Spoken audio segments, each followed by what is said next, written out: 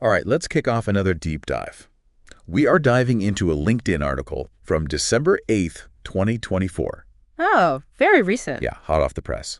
Empowering Communicators, the essential role of AI literacy in a rapidly evolving workplace. Okay. Pretty title. It's by Willy Seyama, founder and CEO of Initiate, Okay. which they're a marketing productivity agency. Right. And the article really digs into why AI literacy is, honestly, I think unavoidable for anyone in marketing or communications these days. Yeah, it's interesting, because when you think about AI literacy, it's not just about using the tools. It's about understanding why they're important, like what impact they have on the field. Absolutely. It's like the bigger picture. Yeah. And the article starts with this research from our world in data. This kind of blew my mind. AI is already outperforming humans in marketing and communications tasks. Wow. Which even more so than in other fields like code generation. So it's interesting, right? Yeah, well, if you think about it, AI's ability to process language has grown so much, exponentially. Tasks that used to be only humans could do, like writing really good marketing copy or understanding how customers feel. Yeah. AI can do that now. I mean, I've seen it. We're using it to do this show right now. That's right. It's incredible. Right. But, Seyama brings up, even though AI is capable, adoption in the workplace is lagging behind. Yeah, that's true. He references the 2024 State of Marketing AI report, and it shows only about 25% of companies are offering AI training.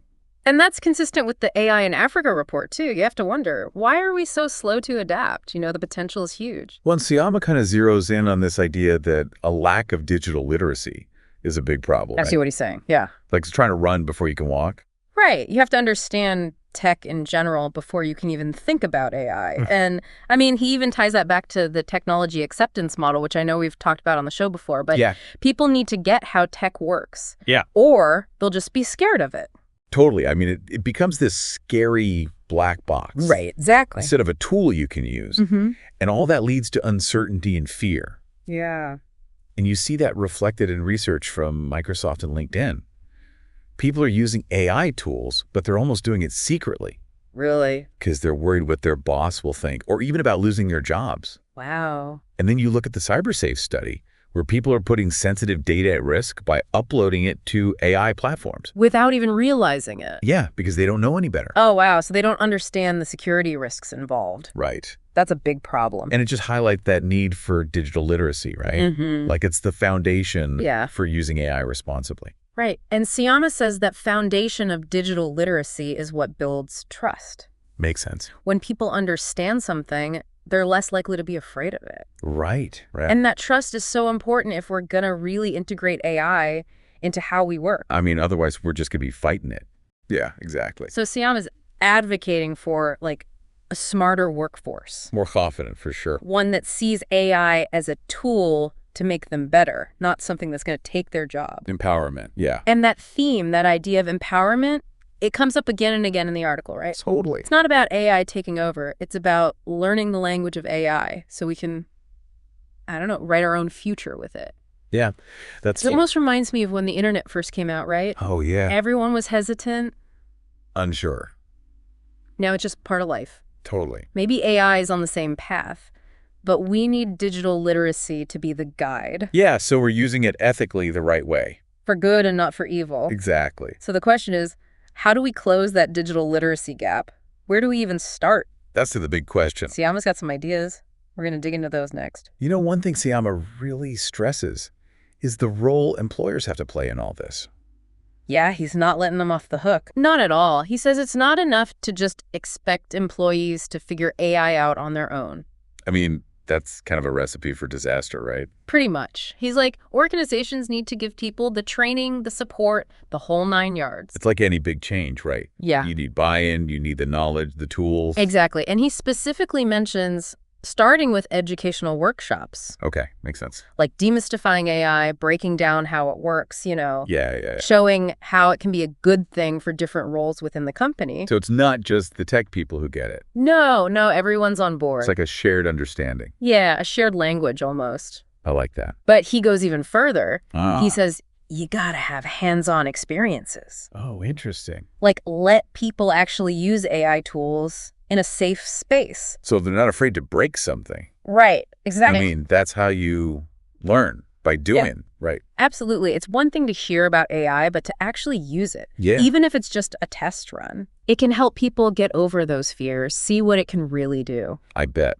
Because then it's not this abstract thing anymore. Right. It's real. And that's huge when it comes to anxieties about job displacement. Oh, yeah. People see it as something that can help them. Not replace them. Right. Enhance their skills. Instead of taking them away. Exactly. Shifting the narrative. From fear to opportunity. Exactly. It's like what happened with every other tech advancement, right? Yeah. People were scared of cars, scared of computers. But we figured it out.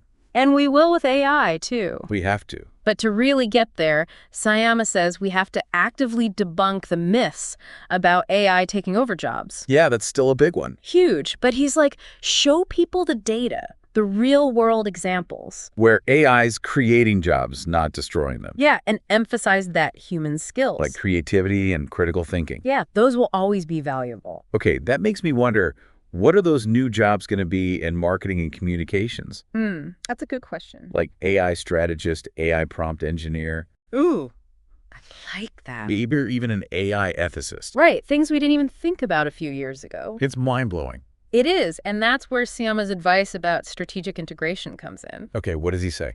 He's like, you can't just throw AI tools at people and hope for the best. Right, it has to be part of a plan. Exactly. Organizations need a vision. How do they want to use AI to reach their goals? So be intentional about it. Right, not just jump on the bandwagon because everyone else is. Got it. And part of that is setting realistic expectations. Okay, so no more AI hype. Right, just practical uses that make sense for the company. I can get behind that. And then, of course, you got to choose the right tools for the job. Yeah, there are so many out there. A ton, and they all do different things. So it's like assess your needs and then pick the best fit. Precisely, but once you've got the tools and your strategy... Then what? How do you know if it's working? Good point. You got to measure success. Are there like specific metrics or something? Seyama's all about that, setting clear metrics for AI projects. So you can track progress. Yeah, see if your investments are actually paying off. Right, make adjustments as you go. Exactly. It's about continuous evaluation and improvement. Not just setting it and forgetting it. Hooray. Which brings us to another big thing. Continuous learning. Oh, of course. AI is always changing. Always. New tools, new advancements all the time. So we have to keep up. If you want to stay ahead of the curve, Yeah. both organizations and individuals have to make learning a priority. Like we're all students of AI now. I love that. A lifelong learner. But it's not just the technical stuff. No, it's the ethics, the regulations. A bigger picture again. Yeah, the human element of it all. I see. So it's like a multifaceted approach. Exactly. And Seyama really drives that point home in his conclusion. Okay, what does he say? He's like, be proactive, find resources, talk about how your organization can integrate AI effectively. So he sees this as essential, not optional. For sure. He's basically issuing a call to action. Time to get serious about AI literacy. Yeah. Individually and as a group. And then he leaves us with that final question. The one that really makes you think. It's almost like a challenge, right? Stay ahead of the curve. It is. It's like we're not just going to be replaced by AI. It's Right. like, how do we use it To our advantage. to our advantage? Yeah. Like, how can we become better because of AI? Become masters of AI. Exactly. And I think that starts with realizing that what we need to know to be good at our jobs is changing. Yeah. Some jobs that were safe, they might get automated. Right, replaced by AI. And then there's going to be totally new jobs we haven't even thought of yet. That's a little scary. It is a little scary, but it's also kind of exciting. Yeah, sure. Like for us in marketing and comms, Yeah. it's going to be wild because we're right at the front of how AI is being used. I know. It's crazy to think about. It is, but we have to be willing to change. To learn new things. Keep learning. Yeah. So what do you think those skills are going to be? The must-haves? I mean, data analysis is going to be huge. Definitely. Knowing how to, like, talk to AI, prompt engineering, Yeah. understanding the ethics of AI. Oh, yeah. That's important. Yeah, it's not just about the tech skills, though. Okay, so what else? It's about being able to adapt, to innovate. Like a mindset. A mindset. Exactly. Not just knowing how to use the AI tools. Yeah. But understanding, like, why. The why, the what's next. Yeah, thinking ahead. So Seyama uses this term centaur. Centaur. Yeah, to describe what we need to be. Okay, I like it already. It's like a mix of human and AI abilities. Oh, interesting. Like, we use the best of both to get the best results. So it's not us versus them. No, it's like a partnership. We work together. Exactly. I love that because it means AI can do the boring stuff. The repetitive tasks, yeah. And we get to focus on the creative stuff. The problem solving, the human connection. I like the sound of that. It's a good future, and this deep dive, it's really made me think differently about AI. Me too. I'm not as scared of it anymore. Me neither. It's more about, like, the possibility. So what we could do with it. Yeah, and it all goes back to digital literacy. That foundation. Yeah, when we understand the tech. We can use it better. More responsibly, ethically.